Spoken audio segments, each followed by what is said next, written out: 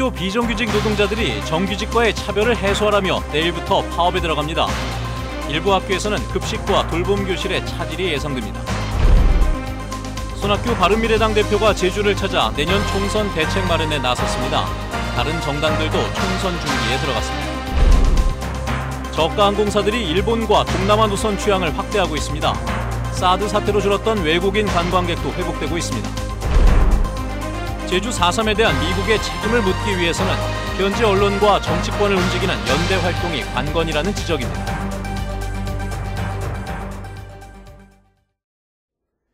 여러분 안녕하십니까. 뉴스데스크 제주를 시작하겠습니다. 오늘 교섭이 결렬되면서 제주에서도 학교 비정규직 노동자들이 내일부터 4월 동안 파업에 돌입을 합니다. 당장 학교 급식과 돌봄 교실에 차질이 예상되고 있어 교육청이 대책 마련에 나섰습니다. 김항섭 기자의 보도입니다. 제주 지역 학교 급식실에서 근무하는 조리원은 900여 명. 모두가 비정규직으로 조리원 1명이 학생 150명의 식사를 책임집니다. 하지만 임금은 정규직의 60% 수준이고 근무 시간도 7시간만 적용하다 보니 시간에 쫓겨 일하다 부상을 입는 경우도 많습니다.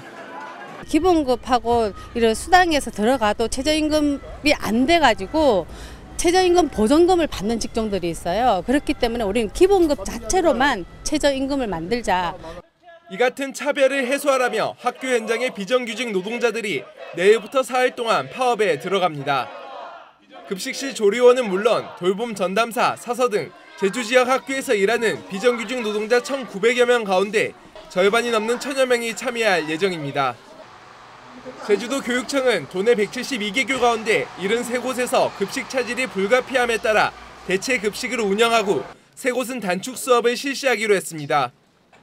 돌봄 교실에는 정교사들을 투입해 운영 차질을 최소화하기로 했습니다. 도시락 지참이라든가 빵우유 등 대체 대용품을 제공하거나 단축 수업 등으로 학교 여건에 따라서 대응하도록. 학교 비정규직 노조 측은 파업이 끝난 뒤에도 시위를 이어가며 교육청과 교섭을 진행할 방침입니다. 학교 비정규직 노동자들은 교육부와 교육청이 비정규직 철폐와 차별 해소 등의 문제 해결에 적극적으로 나설 것을 촉구하고 있습니다. MBC 뉴스 김항섭입니다. 한편 민주노총 제주본부와 녹색당 등 도내 정당과 시민단체 19곳은 도교육청 앞에서 기자회견을 열어 학교 비정규직 노동자들의 총파업을 지지한다고 밝혔습니다. 급식 노동자 1명이 평균 145명의 식사를 준비하는 고강도 노동을 하고 있지만 비정규직이라는 이유만으로 차별을 당하고 있다며 학교 비정규직의 정규직화가 이행되고 도교육청의 비정규직 처우 개선을 위한 임금 교섭이 타결될 때까지 이들과 함께하겠다고 주장했습니다.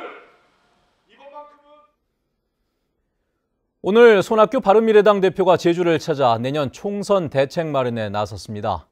이제 총선은 10개월 앞으로 다가왔는데요. 더불어민주당과 자유한국당 등 다른 정당들도 총선 준비에 시동을 걸고 있습니다. 오승철 기자입니다. 최근 혁신위원회를 출범시킨 바른미래당, 손학규 대표가 총선을 앞두고 지구당 조직을 추스르기 위해 당직자들과 함께 제주를 찾았습니다. 손 대표는 제2공항은 제주에 꼭 필요한 시설로 예정대로 추진돼야 하며 농산물 물류비 국비 지원과 월동채소 처리 문제 등을 해결하기 위해 원희룡 지사와 정책 협의를 강화하겠다고 밝혔습니다. 제주도의 발전을 위해서 제2공항의 건설은 꼭 필요하다. 국책 사업인 만큼 국회 차원에서 행정적인, 재정적인 지원을 적극적으로 해야 되겠다. 내년 총선이 양당 구도를 깰 수 있는 기회인 만큼 정치적 상징성이 큰 제주에서 새로운 정책과 비전을 가지고 성과를 내자며 당원들을 독려했습니다. 새로운 결의를 갖고 새로운 비전을 갖고 나설 때 제주도부터 정치 구조의 변화를 갖게 될 겁니다. 다른 정당들도 총선 준비를 서두르고 있습니다. 민주당 제주도당은 확정된 경선 룰에 따라 3개 지역구에서 모두 경선이 치러질 것으로 보고 지역 정책 공약 초안을 마련 중입니다. 자유한국당 도당은 지역구별로 인재 영입에 나서고 총선 전략을 다음 달까지 수립해 발표할 계획입니다. 정의당은 다음 주까지 당대표와 도당대표 선출을 끝낸 뒤 본격적인 총선 체제로 전환하고 민주평화당 도당은 지역위원장을 비롯한 당직자와 조직을 갖추는 데 주력하고 있습니다. 10달 앞으로 다가온 총선, 지역구 세석을 지키려는 민주당과 한 석이라도 차지하려는 야당 간의 경쟁이 벌써 시작됐습니다. MBC 뉴스 오승철입니다. 제2공항 부지에 사실상 동굴이 없다는 전략환경영향평가 초안이 공개됐습니다. 국토교통부는 전략환경영향평가 초안 보고서를 통해 수산 동굴과 모남굴 등 제2공항 사업 예정지 주변의 동굴을 조사한 결과 위치와 규모 등을 고려할 때 사업 추진에 따른 영향은 없다고 밝혔습니다. 또 용암동굴이 존재할 가능성이 있는 지점 109곳도 조사했지만 동굴 가능성이 없다고 설명했습니다. 제2공항 전략환경영향평가 초안에 대한 주민 설명회는 오는 11일 성산읍에서 열립니다. 저가 항공사를 중심으로 제주에서 일본과 동남아 지역 노선 취항이 확대되고 있습니다. 사드 사태 이후 침체됐던 외국인 관광객도 더디지만 점차 회복되는 것으로 나타났습니다. 박주영 기자의 보도입니다. 제주공항 대합실로 일본인 여행객들이 쏟아져 들어옵니다. 비행기로 50분 거리에 있는 후쿠오카에서 온 관광객들입니다. 2014년 일본인 관광객이 줄자 중단됐던 제주 후쿠오카 노선 운항이 4년 8개월 만에 재개된 겁니다. 直行便が出たので来てみました。とても早くて、とても良かったです。海鮮、アワビとかをいっぱい食べたいと思います。 이번에 취항한 항공기는 일주일에 3차례 제주와 후쿠오카를 왕복 운항할 계획입니다. 지난 4월 일본 나고야 직항 노선도 4년 만에 운항이 재개되는 등 사드 사태 이후 항공사들이 일본 노선 취항에 나서면서 올해 일본인 관광객 2만 2천여 명이 제주를 찾았습니다. 지난해보다 27% 증가한 곳으로 2017년부터 증가세를 이어가고 있습니다. 제주는 인바운드 관광자분들에게 가장 매력적인 곳이죠. 그렇기 때문에 이런 신규 취항을 통해서 국제선을 보다 많이 확충하고자 노력하고 있습니다. 동남아 노선 취항도 늘고 있습니다. 저가 항공사들이 수익 확대를 위해 경쟁적으로 국제선 노선을 확대하면서 홍콩과 방콕 등 신규 노선이 늘고 있는 상황. 이에 따라 올 들어 제주를 찾은 외국인 관광객은 48만 4천여 명으로 지난해보다 72% 증가했습니다. 직항 노선 확충을 통해서 우리가 시장 다변화의 한 방편으로 유치해온 결과가 아닌가 생각을 하고 있습니다. 하지만 외국인 관광 시장의 절대 비중을 차지하던 중국인 관광객들의 회복세는 아직 더뎌 사드 사태 이전인 2016년에 비하면 30% 수준에 그치고 있습니다. 하반기 중국 직항 노선 운항이 일부 부활할 예정이어서 중국인 관광객들의 방문으로 이어질지 기대를 모으고 있습니다. MBC 뉴스 박주연입니다. 비자림로 확장공사 재개가 8월 이후로 늦춰질 전망입니다. 제주도 등에 따르면 지난달 문화재청이 조사팀을 제주로 보내 공사 현장에서 팔색조 둥지 2개를 발견하고 지난달 27일자로 공사를 중단할 것을 제주도에 요청했습니다.